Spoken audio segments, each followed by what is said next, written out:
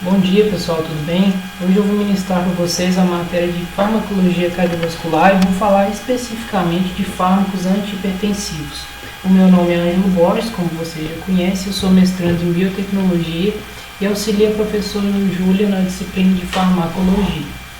Bom, primeiramente pessoal, a hipertensão temos que é uma doença que afeta atualmente 1,13 bilhões de pessoas em todo o mundo, de acordo com a Organização Mundial da Saúde.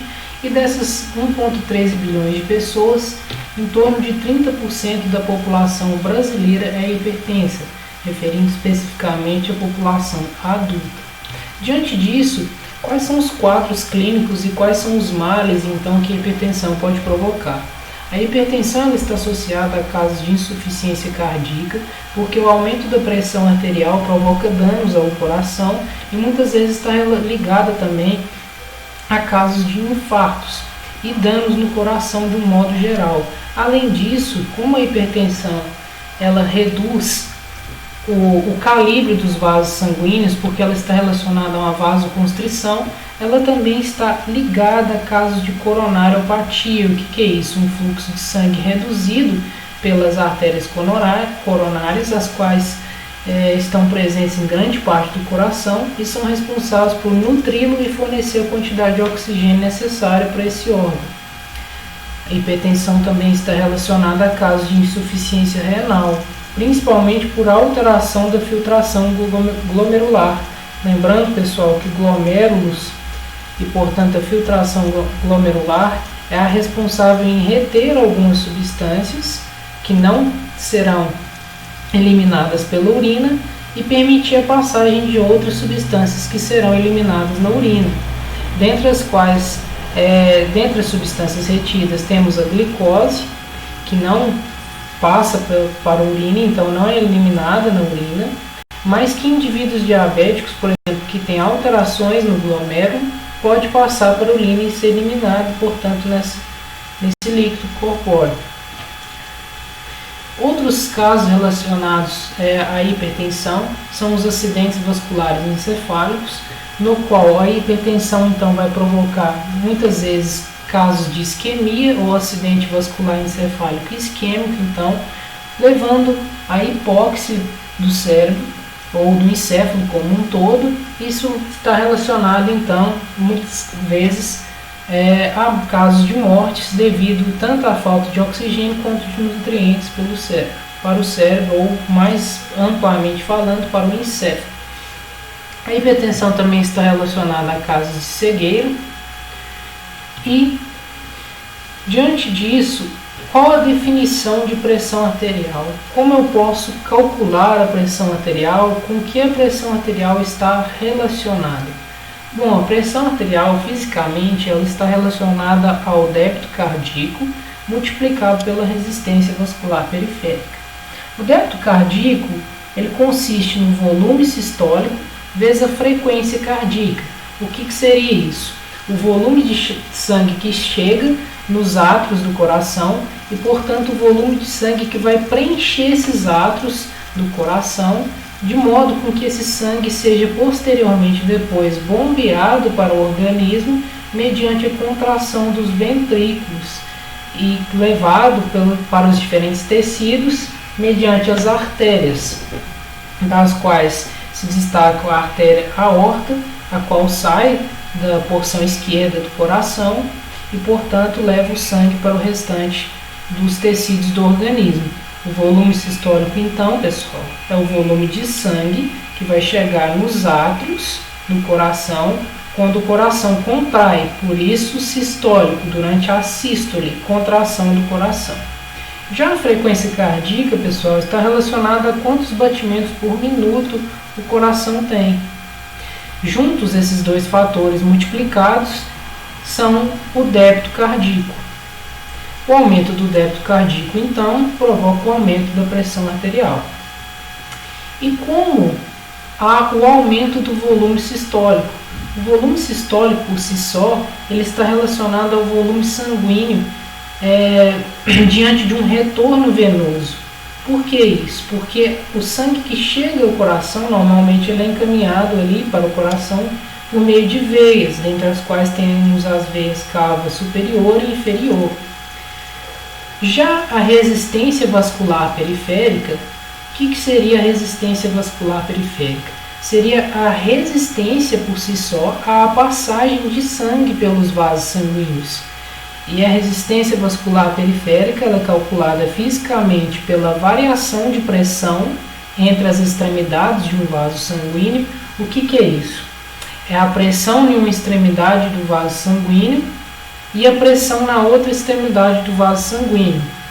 Essa diferença de pressão nas extremidades de um vaso sanguíneo é que permitem ou retêm a passagem de sangue, ou seja, estão relacionados ao fluxo sanguíneo, que é representado por essa letra F.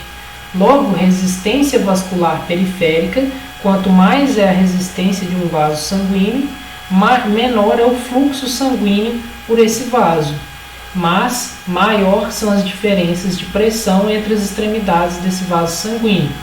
Pela equação, se maior a resistência vascular periférica, maior a variação de pressão entre as extremidades de um vaso sanguíneo, ou seja, mais o vaso sanguíneo está comprimido, chamado condição de vasoconstrição.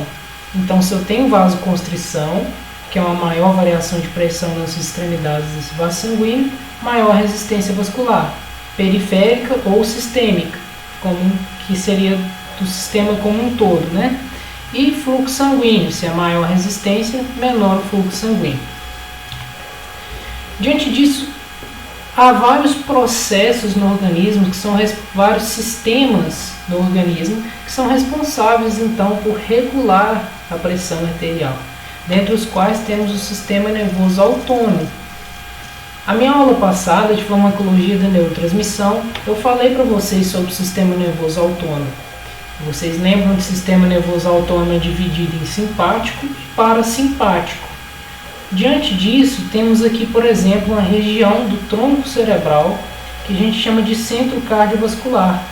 Esse centro cardiovascular ele contém neurônios do sistema nervoso simpático e parasimpático. Quando esses neurônios do sistema nervoso simpático, aqui encaminhado pela linha em roxo, se direcionam à musculatura do coração, eles liberam noradrenalina, principalmente essa musculatura do coração, algumas vezes a adrenalina, e o que eles provocam? O aumento da frequência cardíaca e da força de contração pelo coração, principalmente pelo quê? Por receptores beta-1 que se encontram nas células do miocárdio. Além disso, temos também a presença de receptores beta-2, mas com maior prevalência de receptores beta-1. Enquanto ao sistema nervoso parasimpático, mediante nervo vago, que também está ligado lá no tronco cerebral, ao inervar as células da musculatura cardíaca, esses nervo vago do sistema nervoso parasimpático vai liberar acetilcolina para essas células do miocárdio, e essa acetilcolina é um neurotransmissor que vai atuar em receptores muscarínicos M2 e M3, principalmente M2, e vão reduzir a frequência cardíaca e a força de contração. Então temos aqui uma regulação pelo sistema nervoso autônomo.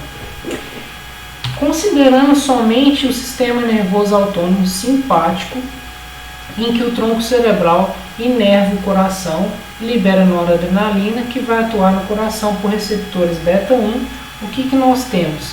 Nós temos que, ao atuar nesses receptores beta-1, temos o aumento do débito cardíaco, pois aumentou tanto a força de contração cardíaca quanto a frequência cardíaca. Se aumenta a frequência cardíaca, então aumentou o débito cardíaco. E se aumentou o débito cardíaco, o que acontece por meio da inervação simpática? Ela provoca o aumento da pressão arterial de acordo com essa equação, porque pressão arterial é igual a débito cardíaco vezes resistência vascular. Aqui temos o mecanismo de ação da epinefrina, ou também chamado de adrenalina, mas também podemos ter noradrenalina, atuando em receptores beta, principalmente beta-1, mas também beta-2, das células do miocárdio, ou seja, células da musculatura do coração. Consideramos dessas vias que tem aqui nessa célula, as vias relacionadas ao receptor beta-1. Quando a epinefrina se liga a esse receptor beta-1, o que acontece? O nucleotídeo de GTP ele é degradado, mais especificamente hidrolisado em GDP, e a partir dessa hidrólise de GTP em GDP, subunidades de uma proteína denominada proteína G, que já foi discutida em outras aulas de farmaco com vocês, tanto pelo professor Júlio quanto por mim. Essas subunidades da proteína G, pois o receptor beta é acoplado à proteína G, elas vão se deslocar da estrutura do receptor e a subunidade alfa vai ativar uma enzima chamada adenililciclase. A ativação da adenililciclase promove a conversão de ATP em AMP cíclico. O AMP cíclico, como vocês já conhecem por meio de outras aulas, vai ativar a proteína quinase dependente de AMP cíclico, que é a PKA, e essa PKA vai fosforilar inúmeras proteínas no interior da célula do miocárdio. Dentre essas proteínas temos a fosforilação de canais de cálcio dependentes de voltagem. Isso promove o aumento do influxo de cálcio por aumento da atividade desses canais de cálcio dependente de voltagem. Temos a fosforilação de um receptor denominado RYR2. Esse receptor, ao ser fosforilado, ele se encontra aqui ligado no retículo sarcoplasmático e, quando ele é fosforilado, ele aumenta a liberação de cálcio do interior desse retículo sarcoplasmático. Temos a fosforilação do receptor de inositol-trifosfato, ou IP3R, aumentando também a liberação de cálcio do interior desse retículo sarcoplasmático. Temos a fosforilação dessa proteína PLB, que também estimula o aumento de cálcio do retículo sarcoplasmático. E, por fim, a fosforilação da troponina. O aumento da liberação de cálcio, pessoal, se vocês lembram, o que o cálcio provoca? Ele provoca nessa célula toda aqui da musculatura cardíaca a contração dessas células, porque o cálcio ele se liga à tropomiosina. A tropomiosina ela vai se deslocar, alterar sua conformação em torno de filamentos de actina da musculatura e vai permitir então o deslizamento, a ligação da cabeça de miosina aos filamentos de actina e, portanto, o deslizamento dos filamentos de actina sobre as miosinas, provocando assim um processo de contração muscular. Quando a troponina é fosforilada, ela aumenta essa atividade de contração muscular. Então, todo o processo ativado por receptores beta-adrenérgicos diante da ligação de noradrenalina ou adrenalina provocam a contração da musculatura da célula do miocárdio. O que nós temos em relação ainda ao sistema nervoso autônomo? A inervação do sistema nervoso simpático direta aos vasos sanguíneos provoca a ativação de receptores alfa-1, os quais estão em altas concentrações nos vasos sanguíneos. Esses receptores alfa-1, eles provocam o aumento da resistência vascular, e esse aumento da resistência vascular provoca o aumento da pressão arterial, de acordo com a equação, pressão arterial igual a débito cardíaco vezes resistência vascular. Ou seja, os receptores alfa-1, ao serem ativados por noradrenalina, eles provocam a vasoconstrição, comprimindo então os vasos sanguíneos e aumentando a pressão arterial. No entanto, nos vasos sanguíneos também existem receptores beta-2, e os receptores beta-2 nos vasos sanguíneos especificamente, eles provocam vasodilatação. Só que como eles estão em menor número em relação aos receptores alfa-1, A inervação do sistema nervoso simpático direta aos vasos sanguíneos provoca, como um todo, o aumento da pressão arterial. Qual é o mecanismo de ação da noradrenalina e da adrenalina sobre receptores alfa-1?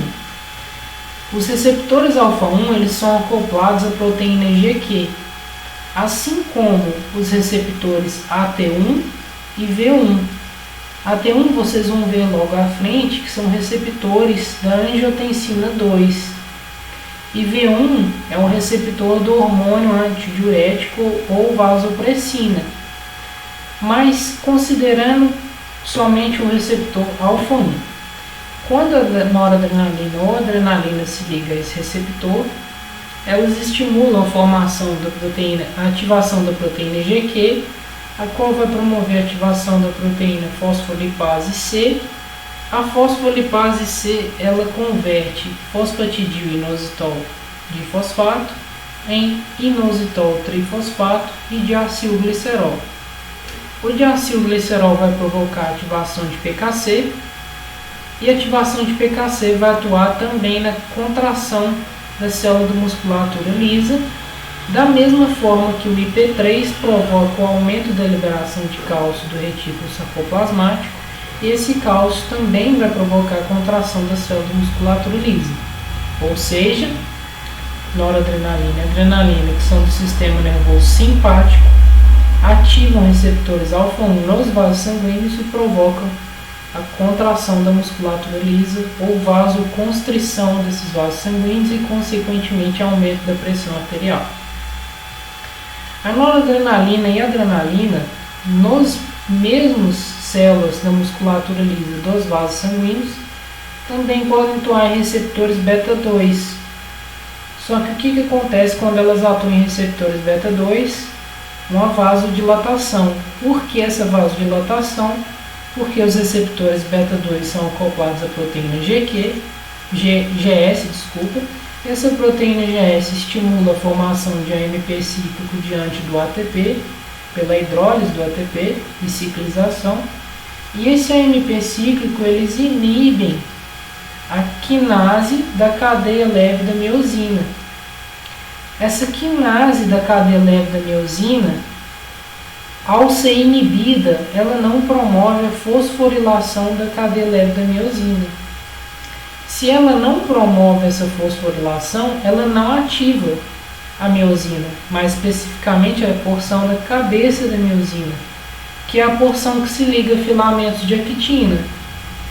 Se a miosina não se liga aos filamentos de actina, não há contração da musculatura lisa dos vasos sanguíneos e, portanto, há uma vasodilatação.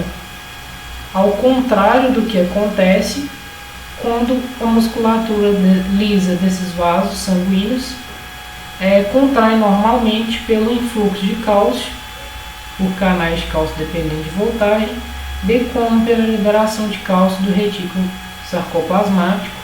Esse cálcio se liga a calmodolinas. As calmodolinas ativam as quinases da cadeia leve da miosina, que por meio da hidrólise do ATP fosforilam a cabeça da miosina e então permitem um processo de ligação dessa miosina com filamentos de actina e a então contração muscular.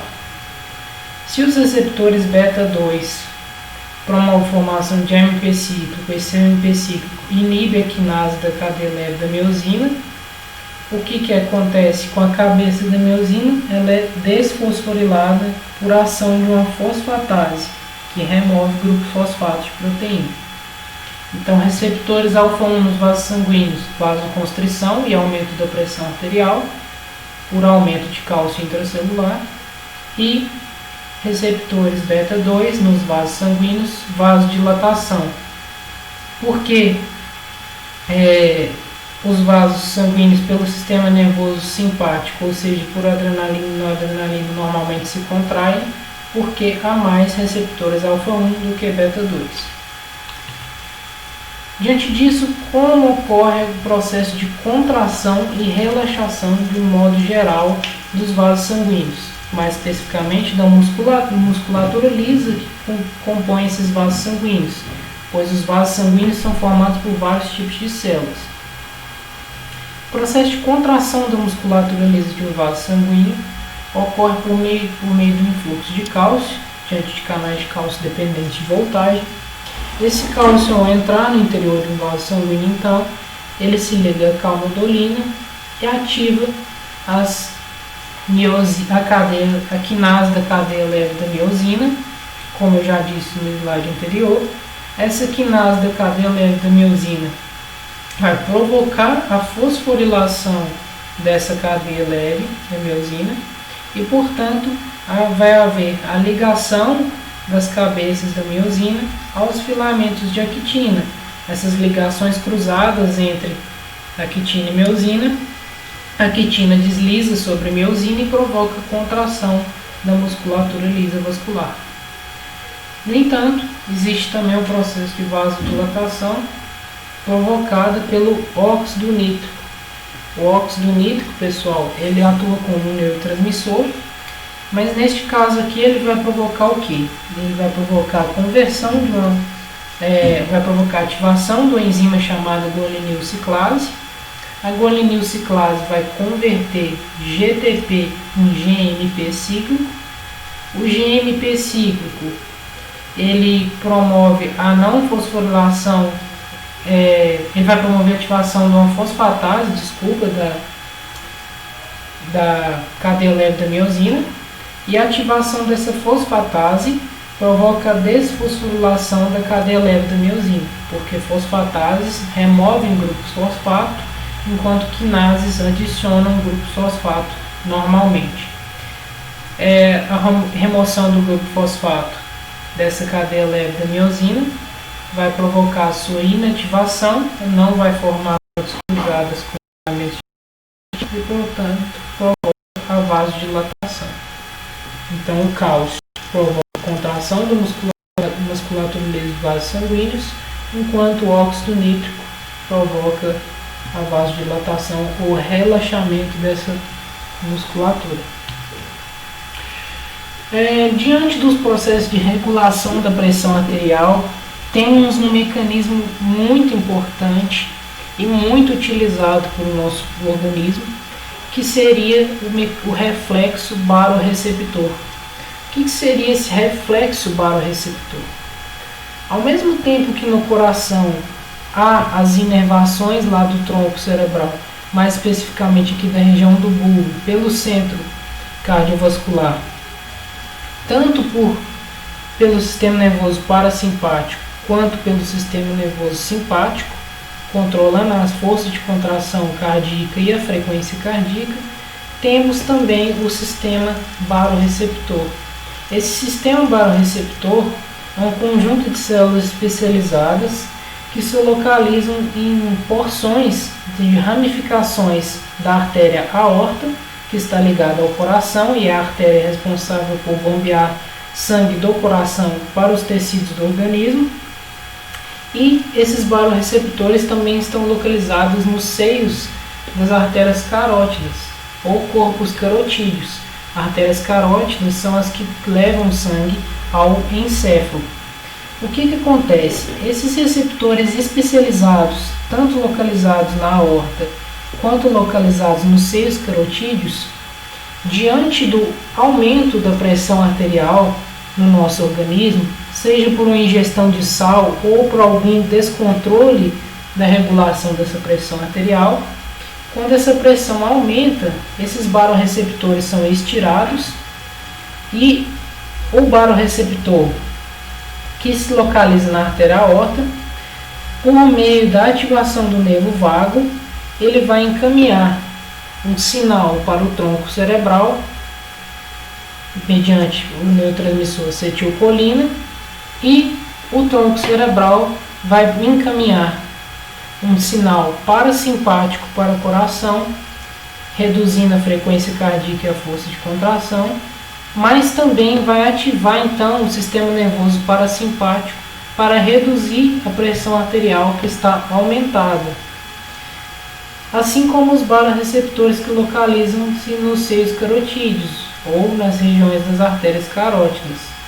Esses barorreceptores por meio do nervo glossofaríngeo, vão encaminhar sinais para o centro cardiovascular, lá no bulbo ou no tronco cerebral, e esses sinais promoverão a inervação parasimpática, reduzindo também a pressão arterial mediante acetilcolina. Um dos mecanismos mais importantes que tem de regulação da pressão arterial é o sistema renina-angiotensina-aldosterona. O sistema renina-angiotensina-aldosterona ele está relacionado a 3 substâncias particularmente ditas: a angiotensina, a renina, a angiotensina 2 e a aldosterona.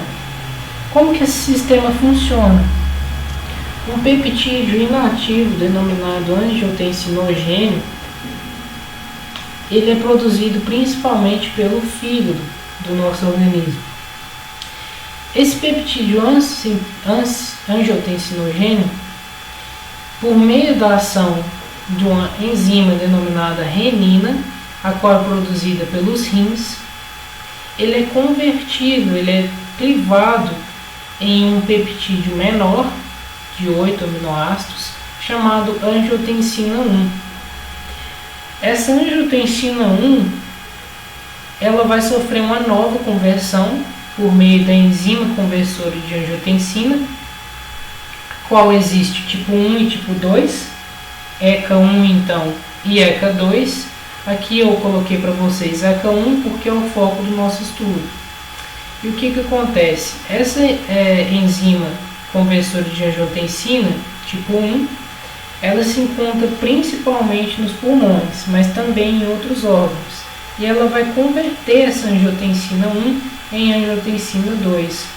A angiotensina 2, ela atua principalmente em receptores denominados AT1, ou receptores de angiotensina tipo 1, que se encontram em vasos sanguíneos, e esses receptores AT1 dos vasos sanguíneos vão desencadear mecanismos de vasoconstrição, hiperplasia da musculatura lisa dos vasos sanguíneos, bem como hipertrofia dessa musculatura lisa dos vasos sanguíneos, provocando então um aumento da pressão arterial.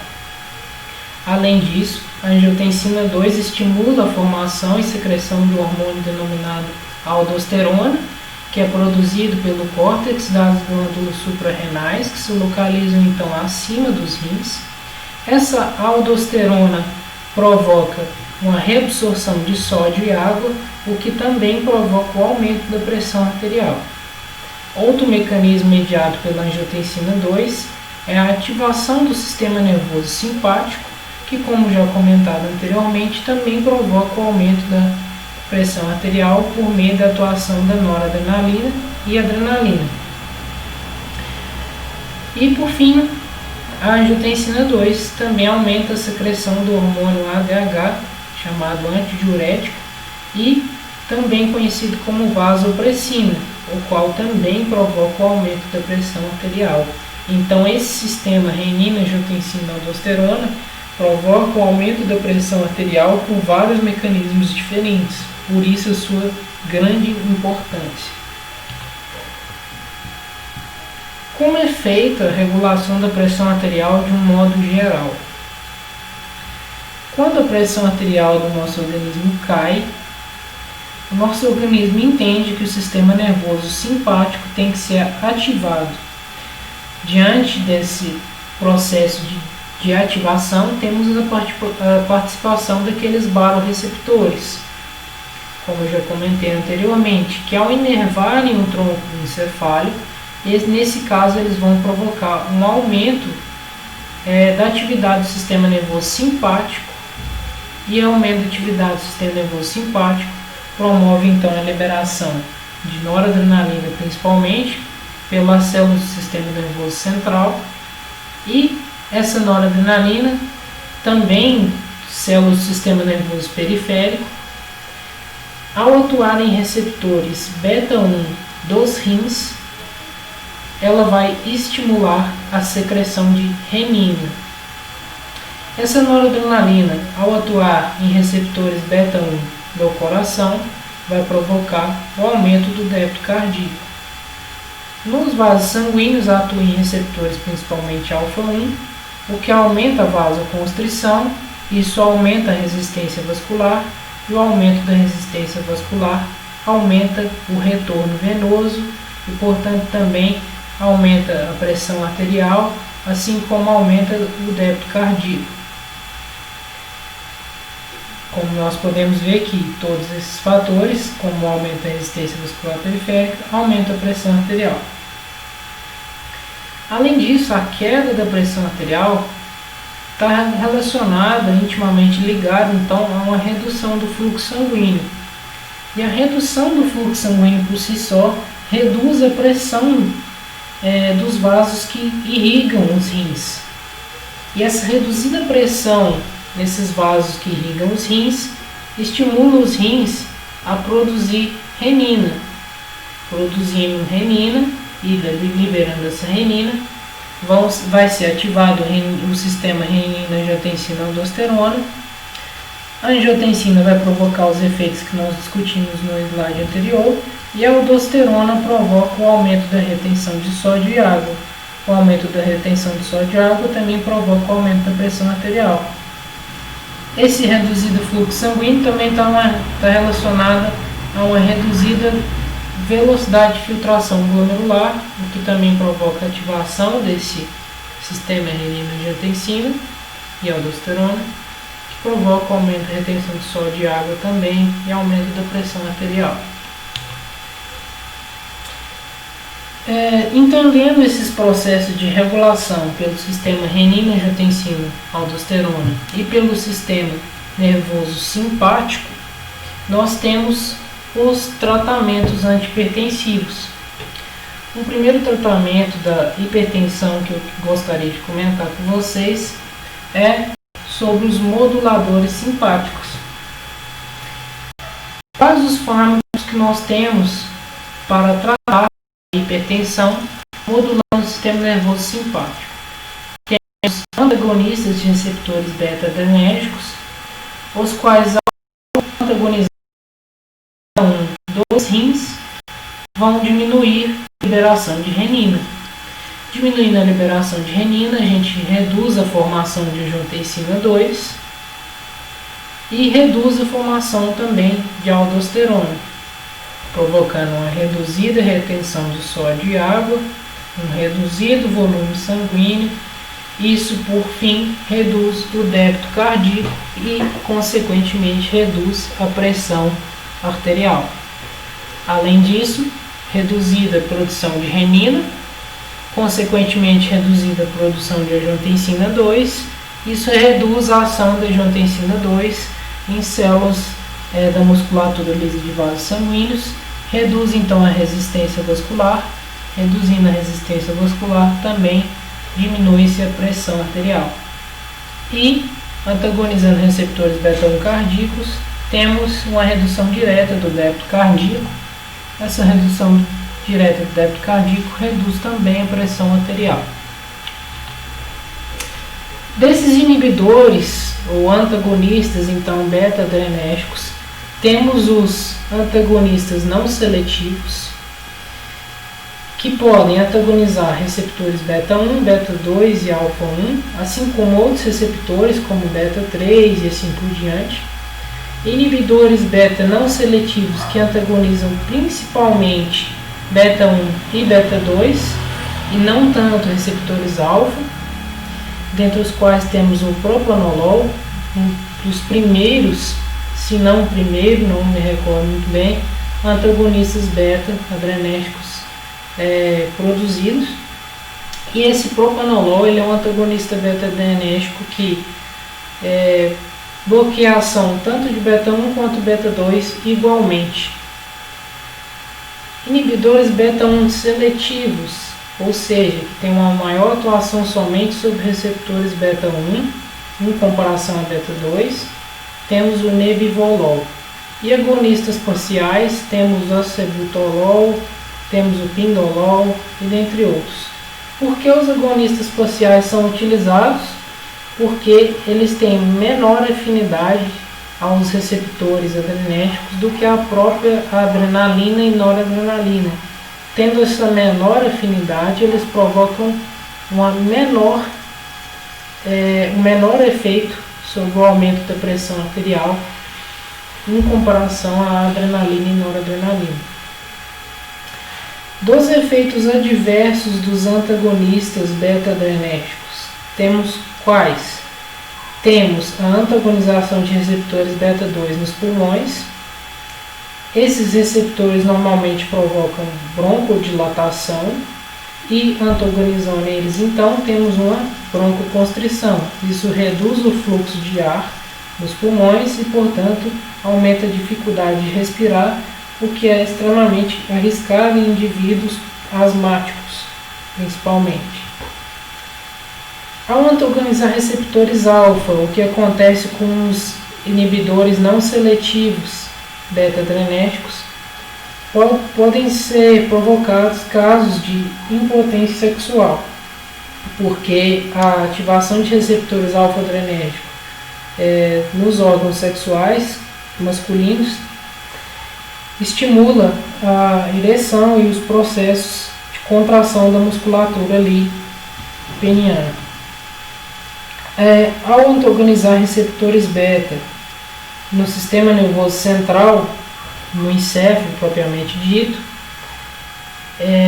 há uma redução da propagação de ondas eletromagnéticas do tipo beta, a qual é desencadeada pela noradrenalina normalmente, e essas ondas elas provocam um estado de alerta ou um estado acordado.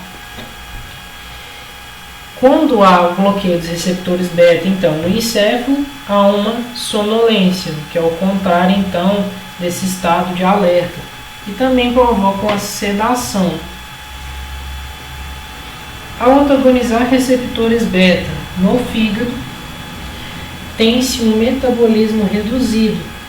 Por quê? Por meio de receptores beta no fígado, processos principalmente como a gliconeogênese, que é a produção de glicose em condições de jejum, e processos como a glicogenólise, que é a degradação de glicogênio para maior disponibilidade de glicose para o organismo, são bloqueados mediante antagonismo de receptores beta no fígado. E por fim, aqui temos o antagonismo de receptores beta 3 em células do tecido adiposo. Isso reduz, propriamente dita, as reações de beta-oxidação, que são reações específicas de oxidação de ácidos graxos, que são ácidos provenientes de lipídios, e, portanto, então, reduz, popularmente dizendo, a queima de gordura ou a degradação de gordura, então, no tecido adiposo. Dos moduladores simpáticos que atuam em receptores alfa-adrenérgicos, temos os antagonistas de receptores alfa-1, em que se destaca a prazosina. Ao antagonizar receptores alfa-1, como os receptores alfa-1 provocam normalmente a vasoconstrição, bloqueando esses receptores, então provocaremos uma vasodilatação. A vasodilatação está relacionada a uma diminuição da resistência vascular e, portanto, diminuição da pressão arterial. Então, dos moduladores simpáticos, já falamos sobre os moduladores beta-adrenérgicos e agora sobre os alfa-adrenérgicos. Antagonistas de alfa-1 provocam vasodilatação. Quais os efeitos agudos do uso desses antagonistas alfa-1? Provoca um aumento da atividade simpática pelos baroreceptores. Aqui eu coloquei um esquema, novamente, do reflexo baroreceptor. Por quê? Antagonizando receptores alfa-1 nos vasos sanguíneos, ocorrerá uma vasodilatação. A ocorrência dessa vasodilatação provoca a ativação dos baroreceptores, tanto dos corpos aórticos e carotídeos, e a ativação desses baroreceptores vão provocar uma ativação do sistema nervoso simpático, mediante o tronco cerebral, e esse sistema nervoso simpático, ao se ativar, vai tentar então retomar o aumento da pressão arterial ou da vasoconstrição propriamente dita desses vasos sanguíneos. Outro efeito seria o aumento da secreção de renina, e o reflexo então baroreceptor provoca também um aumento da frequência cardíaca, que eu esqueci de comentar, mas é por causa que, aumentando a atividade simpática, aumenta a liberação de noradrenalina. Noradrenalina atuando em receptores beta 1 do coração, aumenta a frequência cardíaca. Mas o aumento da secreção de renina é devido ao quê? Normalmente a noradrenalina, ao atuar em receptores alfa-1 nos rins, elas bloqueiam a secreção de renina. Então, se o antagonista alfa-1 inibe receptores alfa-1, eles então estimulam a secreção de renina. Por isso, aumento da secreção de renina pelo efeito agudo dos antagonistas alfa-1. Efeitos crônicos, uma vasodilatação contínua ou constante, persistente, então. Efeitos colaterais. Temos a hipotensão ortostática. O que seria isso? A hipertensão ortostática é a hipertensão postural. E temos também uma redução de triglicerídeos e LDL, bem como um aumento de HDL pelos os efeitos colaterais dos antagonistas alfa-1. Como isso ocorre? Bom, acredita-se por alguns artigos que antagonistas alfa-1 provocam a redução de triglicerídeos e LDL e aumento de HDL, principalmente por reduzir a atividade da enzima HMG-CoA redutase, que é a enzima-chave para a produção de colesterol. Você reduz a atividade dessa enzima, você reduz então a produção de colesterol e reduz então a geração de LDL, porque LDL significa lipoproteína de baixa densidade, e essa lipoproteína de baixa densidade são proteínas que estão ligadas a um maior número de lipídios, dentre os quais tem o colesterol. Se você reduz a HMG-CoA redutase, reduz a produção de colesterol, reduz então o LDL. Por que aumento de HDL? Porque HDL são lipoproteínas que têm mais conteúdo proteico do que conteúdo lipídico. Por isso tem alta densidade, porque as proteínas têm maior densidade do que lipídios. Isso está relacionado então à redução da produção de colesterol. Outro mecanismo que provoca esse reduzido LDL, aumento de HDL, é devido ao aumento da expressão de receptores de LDL pelo organismo, como no fígado. E um mecanismo que eu acredito que também ocorra, eu coloquei aqui para vocês, só para representar esquematicamente, seria que quando você antagonista receptores alfa, nesse caso aqui receptores alfa 2 que estão sendo apontados, esses receptores normalmente na glândula suprarrenal, eles inibem a liberação de epinefrina ou adrenalina. Se você antagoniza esses receptores, você promove o aumento da liberação de adrenalina ou epinefrina. O aumento da liberação de adrenalina provocaria processos que eu disse anteriormente, provocaria certo aumento então da frequência cardíaca e contratilidade do coração em processos agudos de tratamento, mas essa adrenalina em tecido adiposo, ela provoca a beta-oxidação, como eu também já comentei. Então, às vezes, ocorre a redução de triglicerídeo por causa desse mecanismo, porque ao antagonizar receptores alfa, aumenta a liberação de adrenalina, o aumento da liberação de adrenalina em receptores beta 3 de tecido adiposo provoca beta-oxidação, então a degradação de gordura, por isso redução de triglicerídeos. Aqui temos a hipotensão ortostática, ortostática, ela está relacionada à queda de pressão arterial devido ao fato de um indivíduo levantar.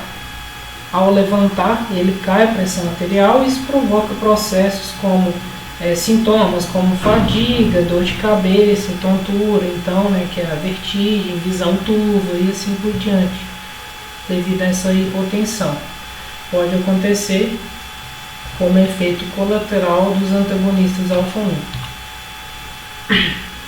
Os moduladores simpáticos, que não são antagonistas, mas sim simpacolíticos, temos aqui principalmente a reserpina, a metildopa e em menor proporção a metirosina. A reserpina é um medicamento simpacolítico que bloqueia o transportador vesicular de monoaminas, o qual compõe não só neurônios adrenéticos, como outros neurônios, dentre os quais temos os serotoninérgicos, os dopaminérgicos e então neurônios de monoaminas. Ao bloquear esse transportador, a reserpina provoca uma reduzida quantidade de noradrenalina no interior das vesículas sinápticas. Se você tem menos noradrenalina nas vesículas sinápticas, você libera um menor conteúdo de noradrenalina e, reduzindo esse conteúdo de noradrenalina liberado, você provoca então a redução da pressão arterial, porque menos noradrenalina vai atuar em seus receptores. A metildopa, ela é um análogo estrutural da L-dopa, só que ao invés de como a L-dopa é convertida em dopamina, a metildopa ela é convertida no intermediário, o qual vai ser convertido pela dopamina beta-hidroxilase em alfa-metilnoradrenalina. Essa alfa-metilnoradrenalina ela é diferente da noradrenalina propriamente dita. E ela, ao ser liberada, ela vai atuar de uma maneira diferente da noradrenalina, provocando então a queda da pressão arterial. Além disso, nós temos que as vesículas sinápticas então vão ser preenchidas pela alfa-metilnoradrenalina ao invés de noradrenalina. Então você reduz também a liberação de noradrenalina por esses neurônios. E por fim, a metirosina. A metirosina bloqueia a ação da tirosina hidroxilase, que é a enzima responsável em converter tirosina em L-dopa, que é a enzima-chave então para a síntese tanto de dopamina quanto noradrenalina. E em conjunto, reduzindo então a própria liberação e até mesmo a produção de noradrenalina, nós temos redução do débito cardíaco, redução da resistência vascular e redução da pressão arterial. Efeitos colaterais dos simpacolíticos, temos a hipotensão ortostática, como no caso da metirosina, depressão, tanto por causa da reserpina quanto metildopa, pode acontecer, sedação também por ambos, perda de concentração, principalmente pela reserpina, diminuição de libido pela metildopa e bradicardia pela metildopa. Bradicardia seria a redução dos batimentos cardíacos. Outros moduladores simpáticos. Temos a clonidina e a guanfacina. Esses fármacos eles são agonistas de receptores alfa-2.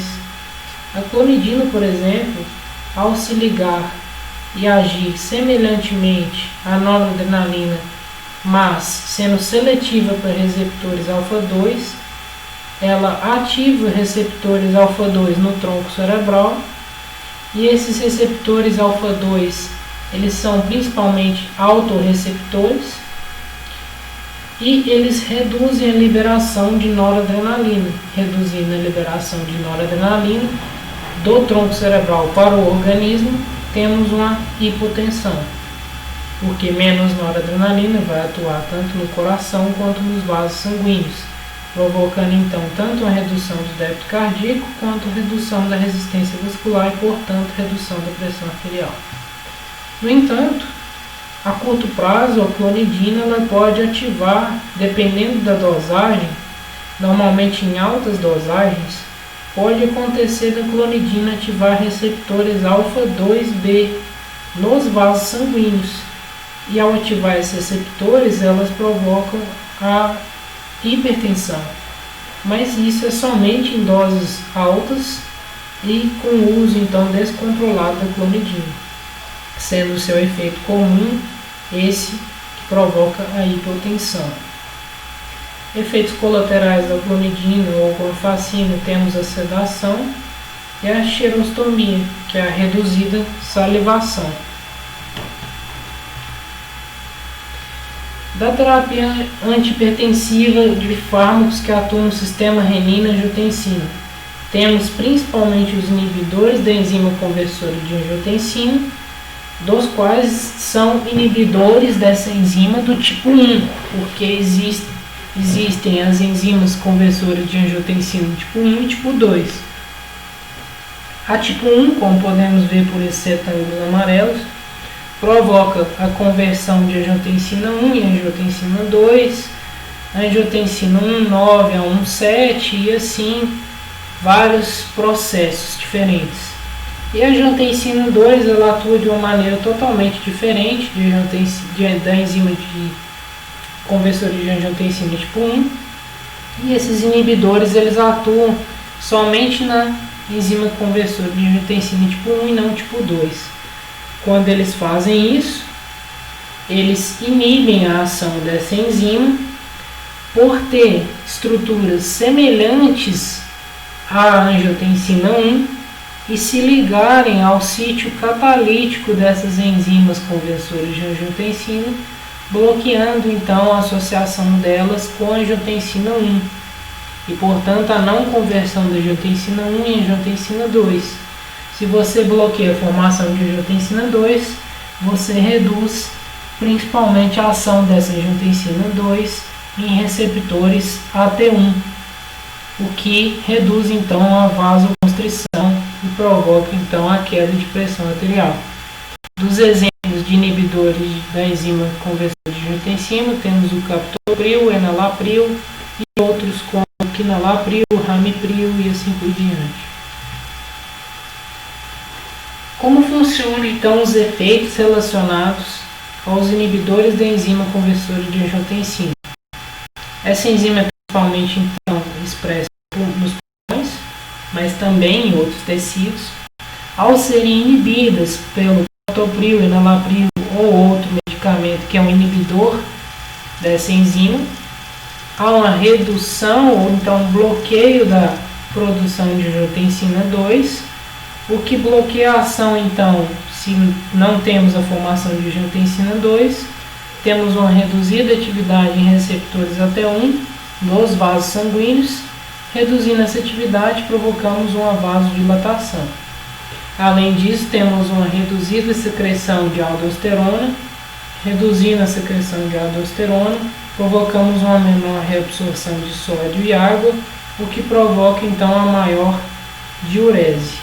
Ou seja, uma maior taxa, um maior fluxo urinário, e a pessoa urinando ela elimina esses sais e água e então reduz também a pressão arterial. Não formando angiotensina 2, também bloqueamos a liberação de ADH, e o ADH também, ao não ser liberado, aumenta a taxa de diurese. Diurese seria o aumentar a taxa de urina, e a pessoa urinando mais, ela também reduz a pressão arterial.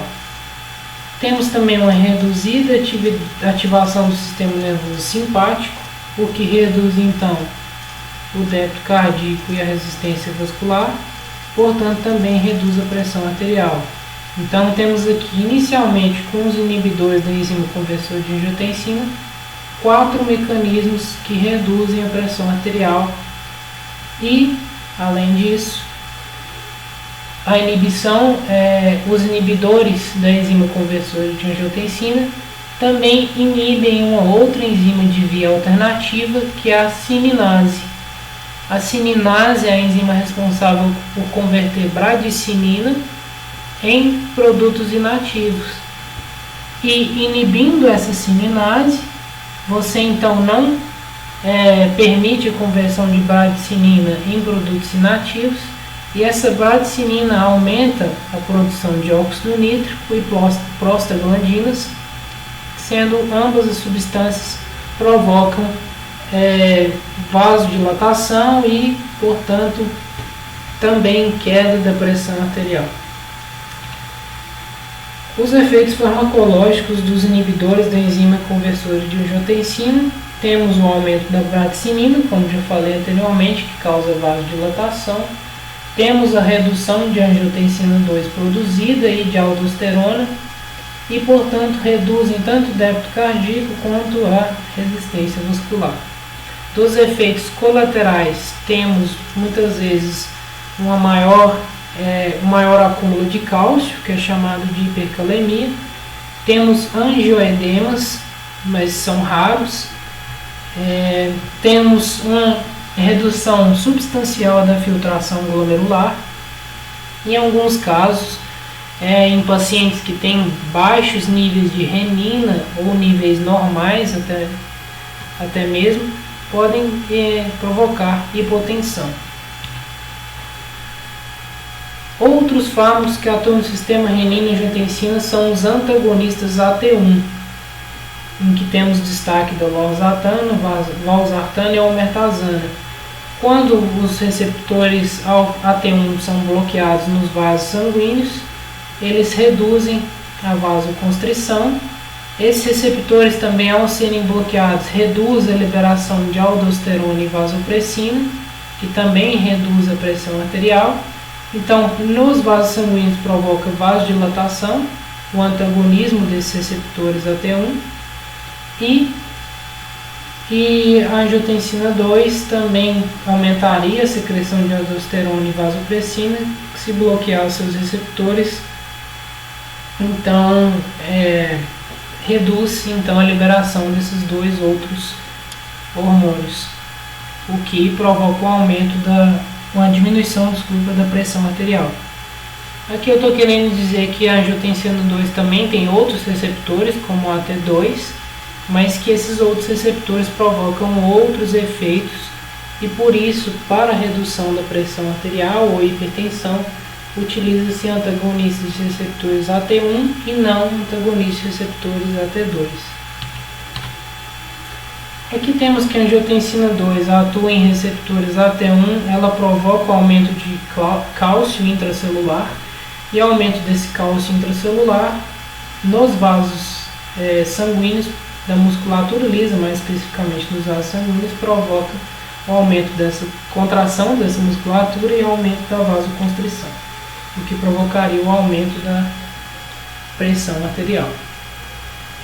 Efeitos farmacológicos, então, dos antagonistas AT1: vasodilatação, reduz a hipertrofia celular da musculatura lisa dos vasos sanguíneos, reduz o volume plasmático, aumenta a excreção de sal e água por reduzir a produção e secreção de aldosterona, e efeitos adversos são semelhantes aos inibidores da enzima conversora de angiotensina, que seria a hipercalemia e a hipotensão.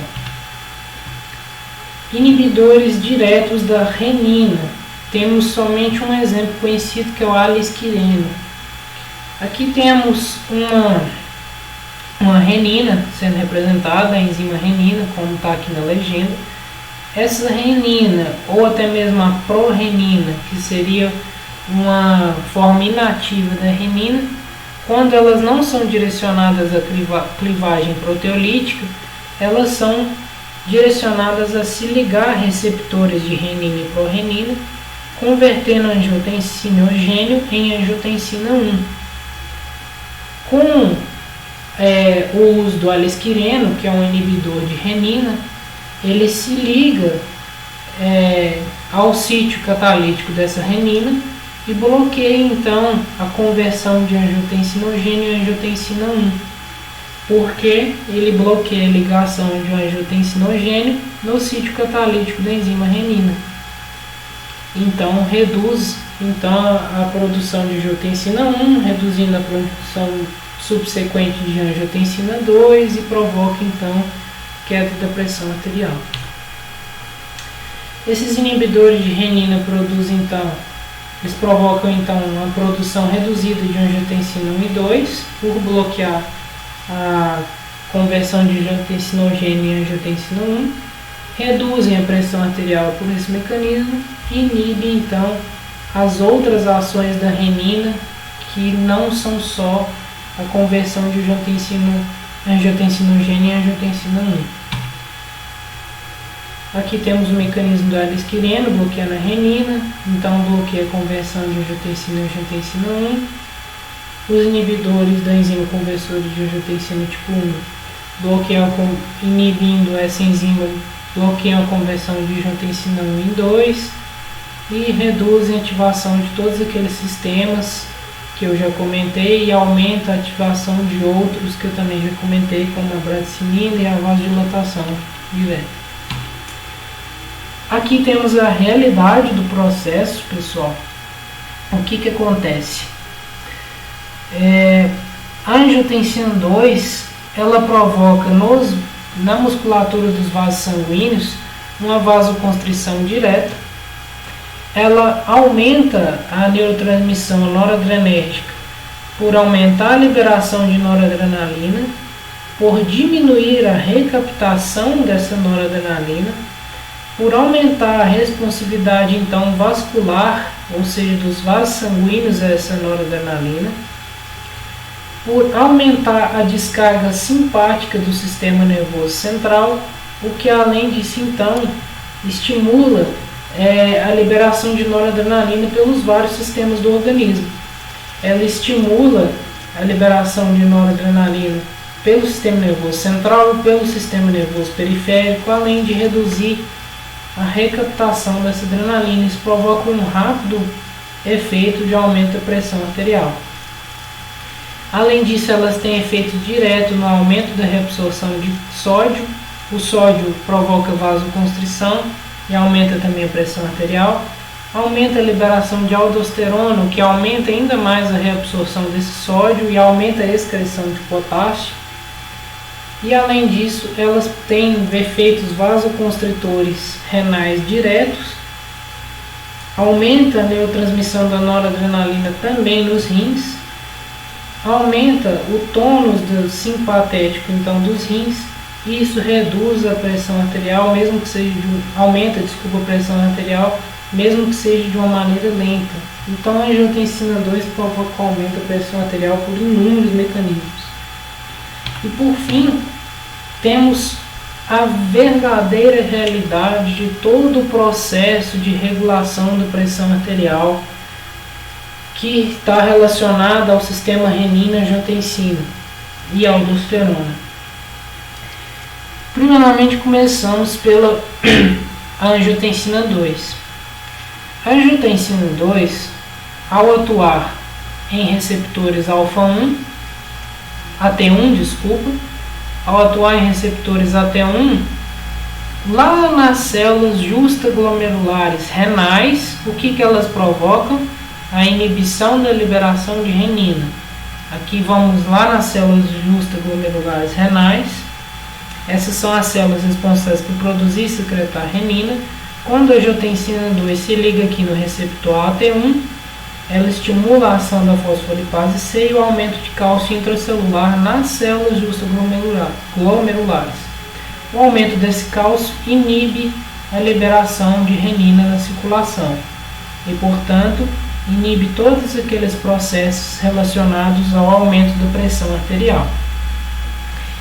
A angiotensina 2, por esse mecanismo, ela provocaria então uma redução da pressão arterial, porque ela regula por feedback negativo a liberação de renina. No entanto, como ela tem inúmeros outros mecanismos que promovem o aumento da pressão arterial, esse mecanismo aqui é totalmente suprimido em relação ao aumento da pressão arterial. Além disso, a angiotensina 2, ao ativar receptores AT1 de vasos sanguíneos, ela provoca o aumento da pressão arterial E como que o corpo vai tentar regular esse aumento da pressão arterial? Vai pelo sistema vasoreceptor reduzir o tônus simpatético renal. Reduzindo o tônus simpatético renal, o que nós temos? Nós temos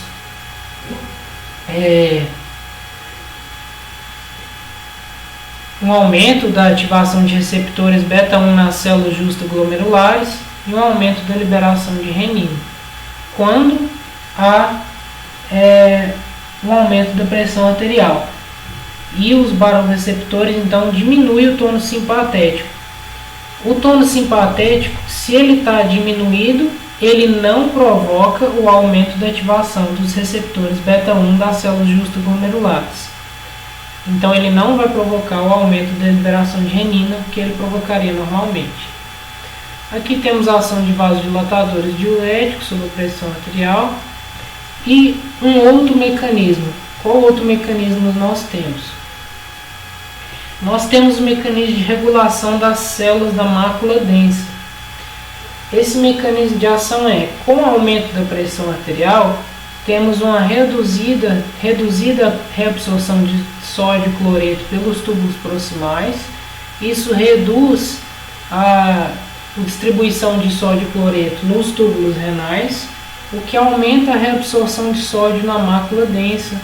Isso provoca uma inibição da secreção de prostaglandinas I2 e E2, as quais, se não estivessem reduzidas, promoveriam a liberação de renina. Aqui temos a célula da mácula densa, certo?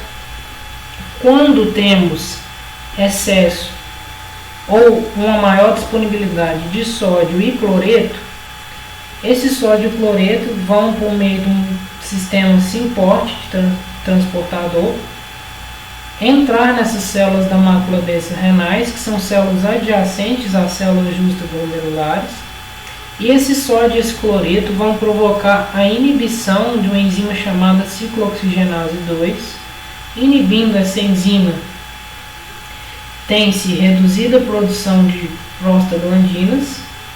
Essas prostaglandinas, estando reduzidas, elas não se ligam aos seus receptores lá nas células justoglomerulares, então não provocam, por meio da ativação da adeninilciclase, a formação de MP cíclico. Se não forma MP cíclico aqui, não tem a produção de renina, certo? Caso os vasodilatadores então sejam utilizados, ou o processo do organismo produzir esses vasodilatadores como óxido nítrico pela enzima óxido nítrico sintetase neuronal ocorra, esse óxido nítrico, que é um vasodilatador, vai ativar a ciclooxigenase 2, que vai promover a formação de prostaglandinas, e os vasodilatadores, então, promovendo a formação dessas prostaglandinas, ativam os receptores de prostaglandina lá na célula justoglomerular, ativa aqui a adeninilciclase, forma MP cíclico e é induzida a secreção de renina. Outro mecanismo aqui, temos normalmente as bombas de sódio ATPase, que permitem a saída de sódio do interior dessas células e a entrada de potássio nessas células. O ATP atua em receptores P2Y aqui nas células justoglomerulares e a adenosina formada a partir da hidrólise desse ATP atua em receptores A1 aqui nas células justoglomerulares. E o ATP e a adenosina inibem a formação de MP cíclico e inibem então a geração de renina, secreção de renina. Então temos vários processos que regulam a secreção de renina. Temos também aqui o aumento do influxo de cálcio, inibe a liberação de renina e assim por diante. Então temos inúmeros processos reguladores do sistema renina-angiotensina, e vocês podem ver que é muito complexo, e essa é a nossa primeira parte da aula de antihipertensivos. Obrigado, pessoal. Depois vamos para a segunda parte.